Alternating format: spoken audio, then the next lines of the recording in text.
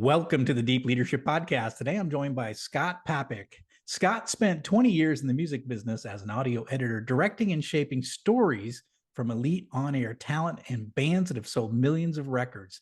This began a lifelong learner's quest to understand other people's journey in all sectors of life. Today he serves as a mindset coach, helping individuals discover their purpose, train their mindset to authentically live it, and help them communicate it to the world. He is the managing partner at Max Out Mindset and author of Age is Your Edge, How to Find Fulfillment and Purpose in Midlife. And I'm excited to have him join the show to talk about living your purpose, especially in the second half of life. So Scott, welcome to the show. John, it is an absolute pleasure. I appreciate the opportunity. I'm not an expert at anything, but I'm just really curious about a few things. Absolutely. And I'm just honored to have you on the show and to talk about this book. I'm excited for you. So congratulations on the book, and we're going to dive in and learn about it. But first of all, tell us about your background. How did your experience in the music business translate and kind of move you into mindset coaching? Tell us about that transition. Well, I will start by letting you know that I was a terrible student. And I grew up, I'm in my 52-ish. I grew up at an age where, you're told to go get a college degree, go get a job at a, Fortune 500 company, put on the suit every day, work there for 40 years, get your pension. There you go. Right. Yeah. Well, school is not for me. And I was panicking. I didn't know what to do. And I started to search outward of people that were making a living doing something that didn't require education. And that really led me down a path to the music business, because if you can get your foot in the door, which is hard enough, they don't care about your grades. All they care about is that you better just grind, and you got to get in there. And, I worked for free my first 2 years at full time for them. I came in as an intern, and just through the odds of everything working out, it wasn't because I was talented. It just people got fired. I ended up making a 20-year career out of it, but I didn't make any money the first 2 years. And I really just studied these individuals, these on-air talent. I had so much talent where I started in Omaha, Nebraska. 3 of them went on to work at MTV. We had some bands that went through there that sold millions of records. So I just soaked it all up. And that became my like lifelong journey of just understanding people and trying to understand, why are they going for it? Why are they showing up every day? Like, what's going on there? I want to know, right? Because so many people don't. And I was so scared to death that if I got fired from the music business, I wouldn't know what else to do, because I didn't have my college degree. So that's how I got in it. And then once I got in it, I carried many hats. I enjoyed them all, and I did that on purpose. But really where I found my flow was really sitting in an audio studio, working with on-air talent, conducting interviews, research, and then interviewing the bands, and then just, grinding let's say a 90-minute interview down to 20 minutes. That just smokes, right? So when you've done that for 10, 15 years, sitting in a dark studio, listening to people, you learn a lot. Oh yeah. I could smell BS a minute. I mean, literally, at the instant. It's interesting. You just start to learn about people very quickly if you listen so intently. Yeah, absolutely. Yeah, it's interesting because I, a lot of my, experience as a leader came from my days on the submarine, where you just were intimate with people all day long, Yeah. 24/7. So I learned how to interact with my bosses and the people that work for me, because I was, you were constantly, there. So similar to you, I was in that environment where I'm just interfacing with people all day long with no relief. So you gain all this extra experience. You learn people, and you learn how they're wired, and their likes and dislikes. And in your case, you're seeing these super talented people, and you're seeing what motivates them, and what's driving them to be as successful like they are. Yeah. I mean, they show up every day. Like Yeah. because if you don't, you get fired. So Yeah. that, I mean, I had actually one of my bosses, it was my favorite job. I ended up in San Diego. Like it was awesome. And every Friday he would come in and dump everybody's on air check. So when you wanted to, when you when you applied for a job in the music business, they wanted a 2-minute audio demo of you. And it would have been cassettes. I mean, we're talking a long time Yeah. ago. And so every Friday he'd come in and he goes, up, there'd be 30, 40 tapes. He goes, up, here's everybody that wants your job. And he walk out. And I ended up staying there for 8 years. But yeah, it's like, that's really how it is. It's like, you cannot take a day off. You have to perform every day. Yeah. Very interesting. So, so now you're in the world of mindset coaching. Explain to our audience what that is. What does a mindset coach do, and how does that help people?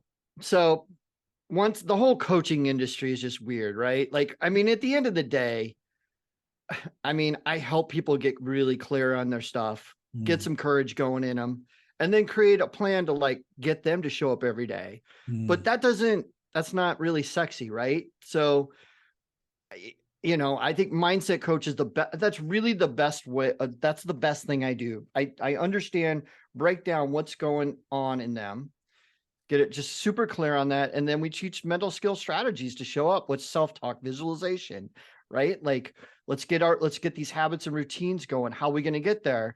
Not everybody's as disciplined as you, John, getting up and grinding in the morning. And the book is really written for the non-disciplined person, because ah, at heart, that's who I am.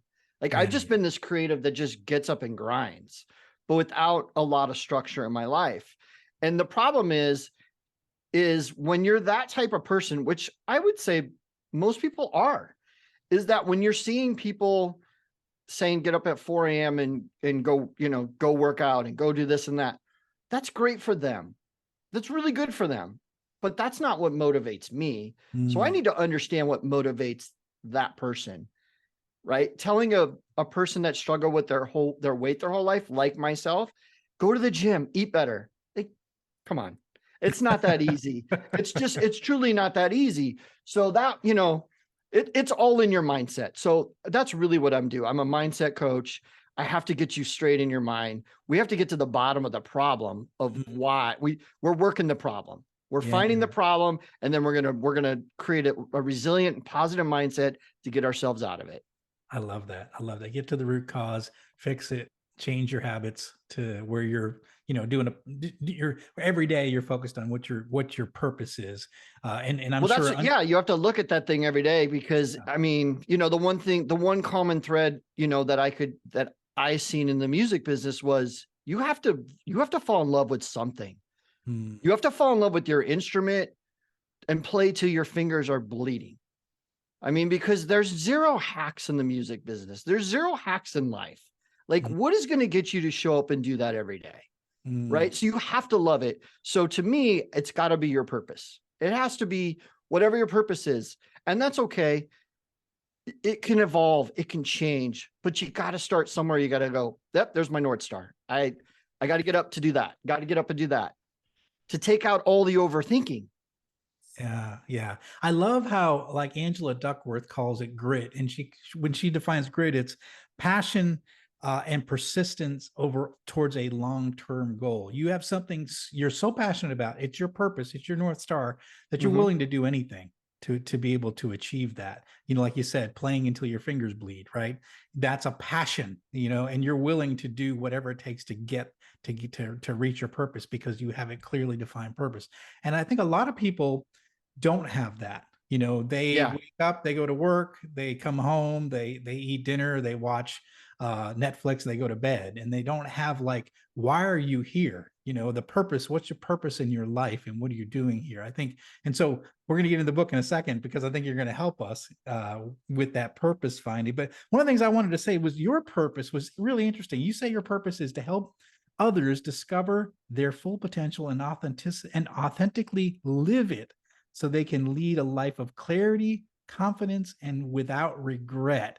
And that's super powerful. And I was just going to ask you, how did you come up with your purpose? Because that's very clear that you want to help others. Yeah. So part of the process of my book, it's really a guide I made through myself, like learning, just self-learning. It just so happens to work and for me, right? And it has worked with other people now that I've kind of shown them it. But one of my jobs in the music business, this is before YouTube and it really social media. And I was living in Los Angeles and I was working under an A&R director, A&R artist relations. So their job is to find the next big band. These are unsigned bands. So he would send me out 3 nights a week to go watch 4 bands a night. So I would go, it sounds cool. It's not. Driving around LA, not making much money, like just, fighting traffic. I got to be at this venue at 6, this one at 8, this one at 9. But my job was to find talent. And so when you do that repetitively, the lead singer is your quarterback. I mean, if we're going to talk NFL, like that's your quarterback. But most times the lead singer wasn't the talent. Maybe it was the drummer. Or the next band, I'd be like, their dancer on stage, like that's the star. Or maybe if I talk to the manager, I go, yeah, he's the star. So I didn't realize it back then, but I've always been searching for good in people. Like that's always been a thing for me. And that's so exciting because once we found a band that had talent, like you bring them in and then it's all coaching. It's all of like prepping them like, hey, here's the next step. Here's what we got to do. And in that moment, there's excitement, there's nervousness, and it's like, you got to keep them calm and you just got to keep them growing and keep them, and keep them going so that they don't lose their minds. Cause some of them get in that, they see that success and they don't know how to handle it. So you got to keep them like even keeled. So that skill alone is probably my favorite skill, is discovering talent. I use it all the time. And that's not just in instruments. It's sometimes how someone, expresses themselves, talks. Maybe it's the way somebody writes. Like I'm just always searching for talent in people or that thing because everybody's got something. And so literally like when I'm sitting there, I'm immediately like going to that place of like, and I like to ask a lot of questions to get to understand people. So I think that's the root of my purpose. And I know it is a gift because I've been able to use that to help people. I mean, I did it in the music business. I've done it to my friends. I've done it to clients, so that's where I came up with it. That's what brings me joy. Yeah. Yeah. And I think and we're going to talk about it in your book, but I think when you find your purpose and you live your purpose authentically, you do find joy. You find that you're doing what you were put on earth to do. And that's a good feeling. There's you want to talk about freedom, like that's freedom. When you know why and how you do things. And when you finally, that light bulb goes out, you're like, holy cow, and if you want to do some dirty work and go back in the day and, and then you start going, hey, this was my purpose. Oh, wow. This is why I did this when I was 20. This is why it's really cool. It's really, really cool. And now I can regulate things, right? When something comes at me that would be a trigger, I'd be like, oh yeah, nope, I see you and you are out of there. Yeah. Yeah. This is good. This is excellent. I think this is really important for the leaders that are listening in, because I think, we can fall into a trap of just going into work every day and doing something, doing our jobs and making money. But I think it's more important that we make sure that we're doing what we've been, placed on earth to do. And I think that's really important. So let's talk about your book. Let's shift gears a little bit. You have a new book out. It's called Age is Your Edge: How to Find Fulfillment and Purpose in Midlife. Tell us about it. Like, what compelled you to write the book now? So the uneducated kid here that couldn't finish college, that used to be just a terrible writer, like never had a desire to write the book until I needed the book, to be quite honest. Yes. And I needed it because, it's the same thing with me. You hit an age and I just became lost. I spent 20 years in the music business. This is really what happened. This was the trigger. And then you get out and it's like, wow, I'm used to people needing me all the time, every 5 minutes, fix this, let's do this, to really just getting out and being completely lost. And that was a good 2 to 3 years, straight up depression, like trying to figure out what that was. I went out on my own and I was still doing radio, but instead of doing it at, radio stations or whatever, I was doing it in a bedroom and there was no one else around me. And so, same thing when I didn't know what I was going to do with, with my education. I just started looking outward for other people. And then I got hooked up with Commander Jack Riggins, that's been on your podcast, and Yep. Dr. Larry Widman, Also been which on the podcast. he's on the podcast, and I'm the managing partner with him at Max Out Mindset. And, I was watching how they were transforming people teams with their voodoo, I'll call it. Cause, Jack was a SEAL commander, and then, Dr. Widman is an elite mindset coach. And that was the part where I had seen these transformations. I was like, oh my gosh, like I need to do that. But at the same time, I was like, no, I need this myself. So between them, and then, getting to a starting point, and then really reflecting back on my career, like, man, when I work, like, when was I my happiest? What was I doing then? Right? Like, where was I doing back then? And, so I just started writing a ton of notes for about a good 2 years and putting it all together. And I was like, I have all this access to people that have really done some cool stuff. And there's common themes in people that show up and go for it. And I put it out as a guide. And, I started when I was doing the research for it, in midlife, there's not a lot of information out there about midlife people. There's not a lot of science on it. It's just kind of there's not much information out there about it. So I was like, that's just a sign. Like I'm the demographic, I'm speaking it. I went through the crap. I know these work. I've seen them work. These aren't things I just made up. Like I've seen them work in the music business. I've seen them work with, win championships in sports. Like I've seen it, but I wanted to write it very easily for the non go-getter. Yeah. I wanted it to be like, I'm not going to tell you to get up at 4 a.m., but here's some cool things you can do to get started. Like I just wanted to start a thought. And the big why was I have young twins that are 10 years old and I'm in my 50s. And I thought, I want to write something that they have something when they hit this point. And if I'm not around, Yeah. I wanted to make a guide that was evergreen, that it could read it over and over and over. Cause it's the basics. The basics always win. All the fanciness just destroys everything. So that was really the why on it. That's really cool. And like, so explain what the pillars that this book is built upon. My favorite word in the world is care, because if you care, you will do whatever it takes. You just gotta freaking care. So it was built around there, and the four pillars are: care would be clarity. Your clarity by, let's dive into what our skills are. What are our passions? What are our dreams? What are our core values? Maybe take a personality test just to see what they tell you. And then how can you put all that information together? There's probably some common threads there that you'll see something get real excited. Then you'll start thinking, right? And I think within those things, you can find your purpose in there. You can. And then for the A is acceptance. A lot of bad things happen to bad people, happen to good people growing up. Bad things happen. It's just the way it is. And unfortunately, a lot of people hang on to that. Eventually you got to rip the Band-Aid off if you want to be able to move forward. Right. But there's probably a lot of shame with that goes, or maybe something you did something dumb in your 20s and you've never been able to get over it. So you got to accept that. And I highly suggest, if it gets uncomfortable for you, it brings up some triggers, reach out to a professional. There's no shame in getting help from professionals. And then the R would be resilience. Is, you got to do hard things, man.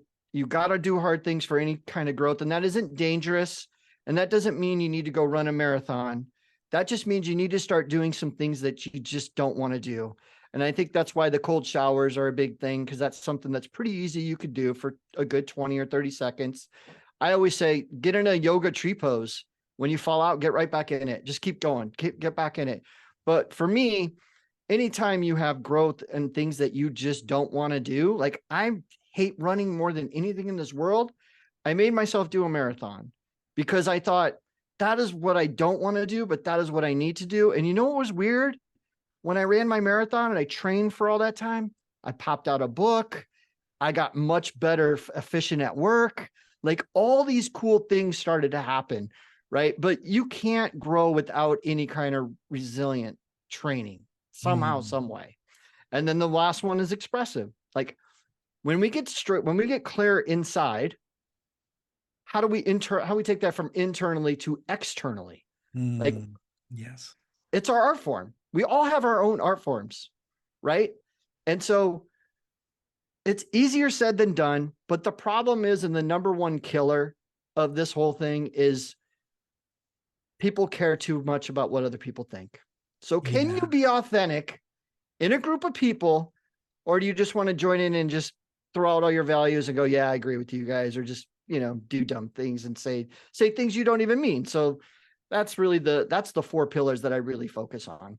I love that. It's such a great way to structure this book, because those are certainly the big things that you got to sort through when you're going through this, this time. And I was going to ask you about that. What, why midlife? What ends up happening to us? I mean, what are some of the challenges? Why do so many people face a crisis? And why do you think that we need a book like this for people who are going through that sort of change in their life? Well, simply, when all the busyness stops, you're stuck with yourself. Yeah. I mean, and you better like yourself, because if you don't, you're going to be swimming like I was for 2 or 3 years once I got out of the music business, right? So midlife's an interesting stage. Kids leave house, parents get sick, people close to you die. You have to start worrying about your health. Like your mindset starts to begin to change.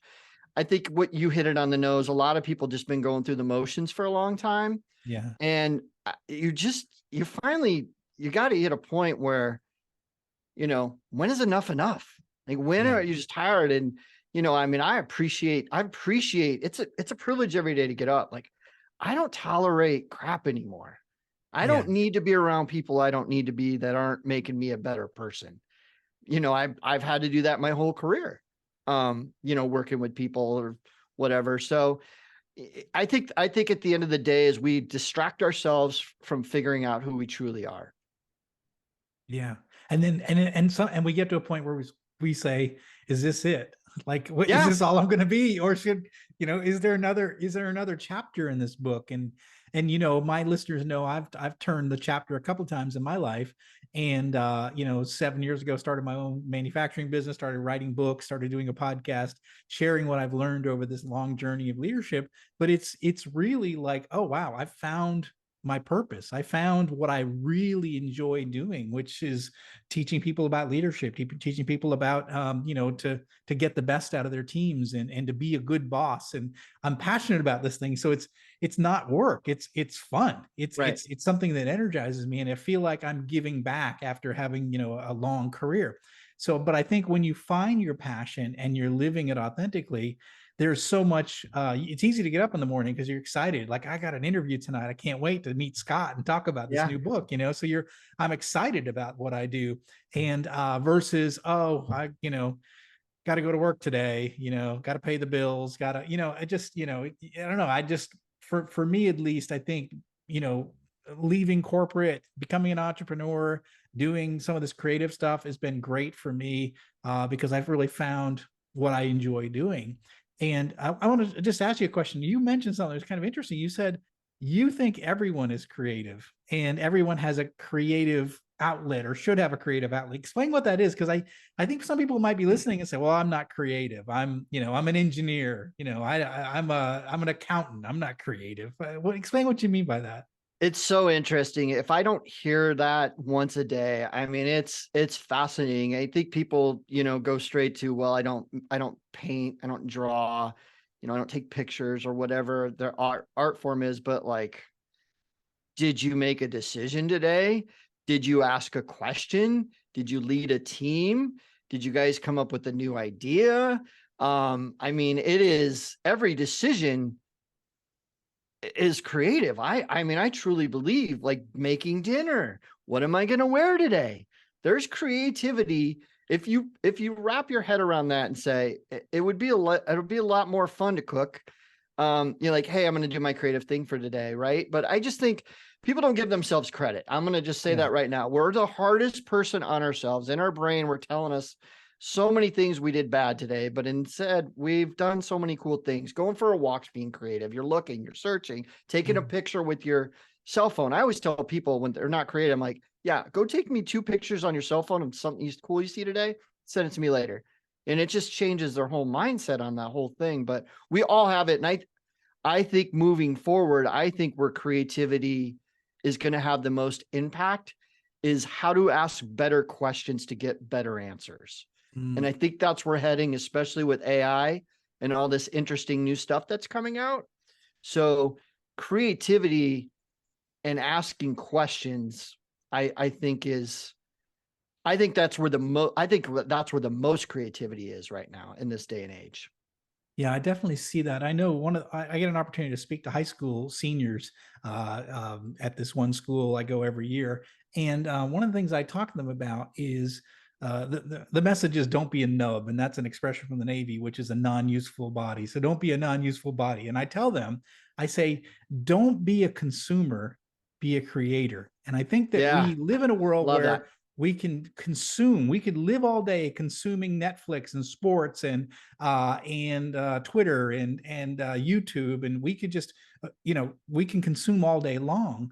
But that's not what the human experience is about. It's about being creative. The people that make a dent in the universe are the ones that are the creators, that are putting something out and finding what their passion is and getting it to the world. And is that what you're talking about? It's like find that thing that is you Yeah. and uniquely you.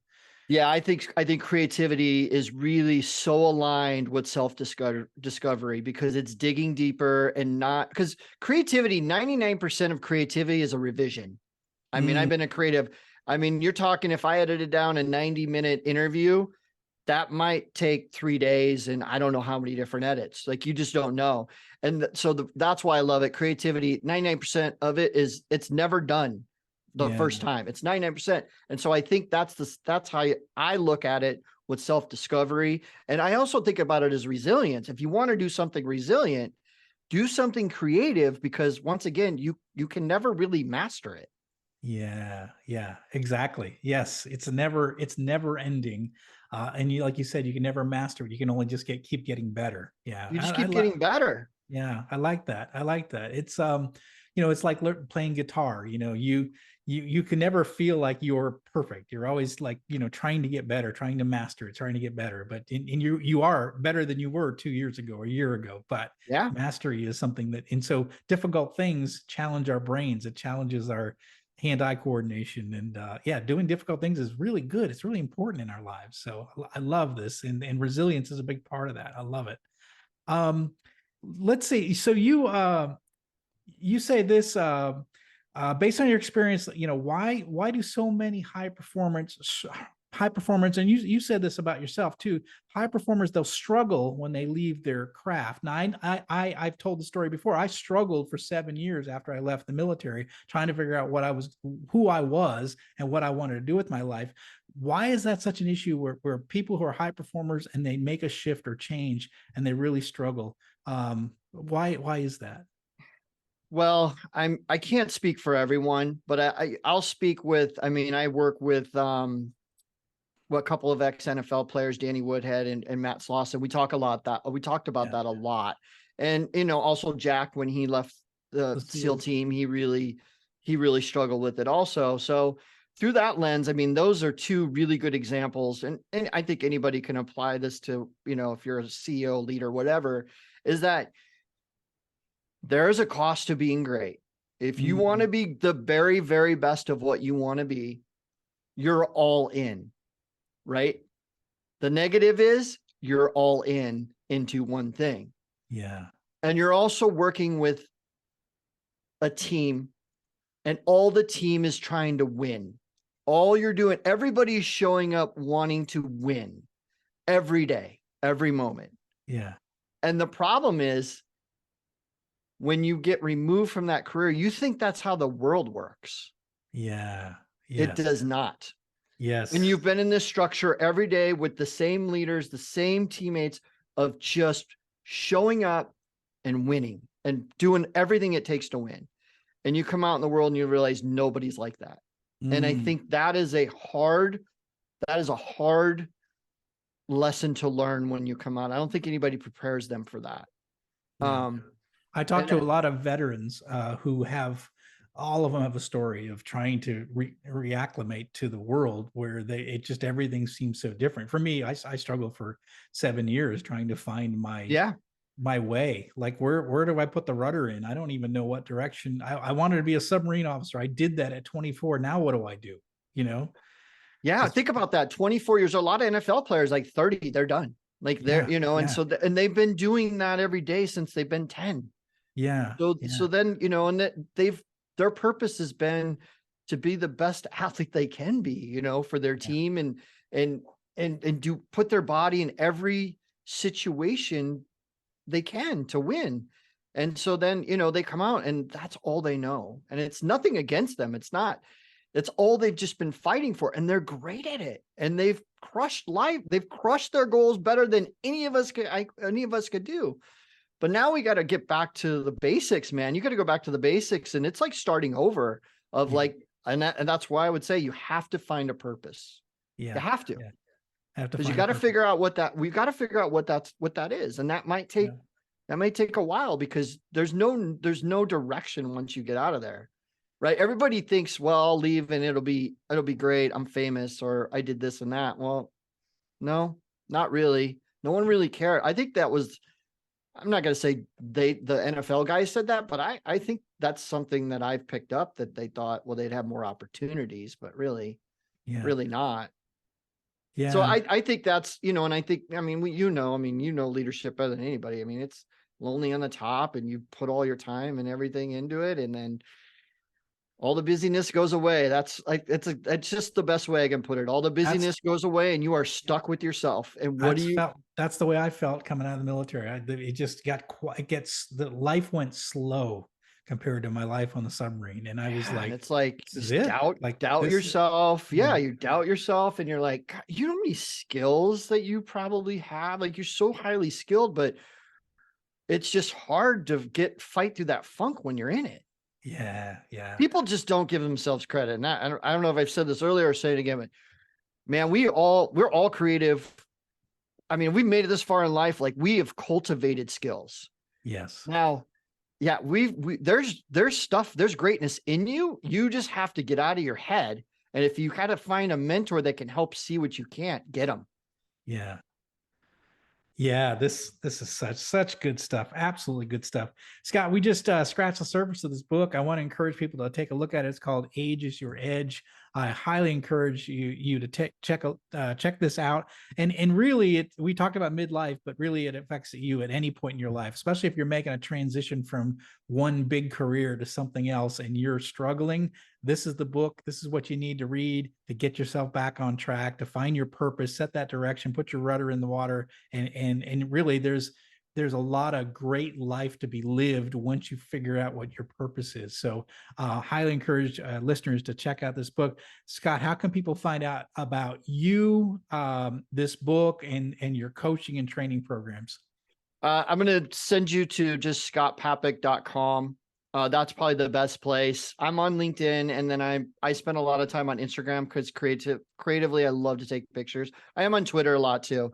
I do like to share pictures, and I write of like my nonsense thoughts on midlife and mindset, like, all the time. And I want to leave with two last things real quick. I know. Oh, sure. Absolutely. So if you're just thinking and you're like, hey, I want to, you got inspired a little bit from this, just start two things. I want you to just take a pen to paper, because writing is the greatest thing you can do, because you have to speak and listen to yourself at the same time. I want you to write down your skills and then narrow that down to what you love, and then write down why people come to you. What do people come to you for? And there's where you start, right there. It's easy enough. Like, there is a great start to get the wheels turning in your head. And then I know you do a lot with leaders there, and I don't have all the data out there, but there's so much when you can get your company's purpose connected to your employees' purpose, The retention I thought was 88%. Did I hear? I don't hold me to this, but it was so high. I had to read it like 3 times. And the other thing is they become your biggest cheerleaders for recruiting. Yes. So I highly suggest that take the time, have your employees, man, like do a day of just like give them an opportunity to discuss, let them do their purpose, or just bring them in and let them know your company's purpose. It's really, it could really just open up a lot of opportunity, and you might get more out of your employees. Absolutely. We've talked about that on the show. If you can align, your company's purpose and your employees' purpose, and those things when you get the stars aligned like that, magic happens. Watch out. Because you'll go far as a company, and it's really important. So, and if people are if people are doing what they've been put on earth to do in your company, which is your unique company doing what it's uniquely meant to do, that's when the magic happens. And so purpose is a big part of that, but both on your employees and the company's purpose. So very good point, Scott. I appreciate you bringing that up because purpose is a big part of leadership as well. Yeah, no, I appreciate the opportunity. The book's on Amazon. You get it at scottpapek.com. And I'm such a fan, John. And I literally, this is the first podcast I've done. And I like being the guy behind the mic and making everybody sound incredible. But the minute you reach out to me, I'm like, yep, you're going to be my first, and that's it. Absolutely. When I saw the book, I was like, Scott, we got to get you on the show. And I'm glad we were able to do it. I'm going to put links in the show notes for all of Scott's resources. I highly encourage you to check out this book, check out his work. He's got lots of videos. We didn't talk about it, but he ran a marathon and he videotaped it and just talked about his process through. That was great. I love the video. And, he's got a lot of great resources out there. And if you're struggling, you're thinking about like, what am I here on earth to do? Scott's your resource. Look up his website. We'll put the link there, and he'll help you figure that out. So, Scott, thanks you so much for coming on the show and sharing this important work that you're doing. And I'm humbled. Thank you. Thanks again. Well, that's it for today. Thank you for listening to Deep Leadership. If you like this podcast, please subscribe and share so we can continue to build a world with better bosses. Until next time, this is John Rennie saying take care and lead well.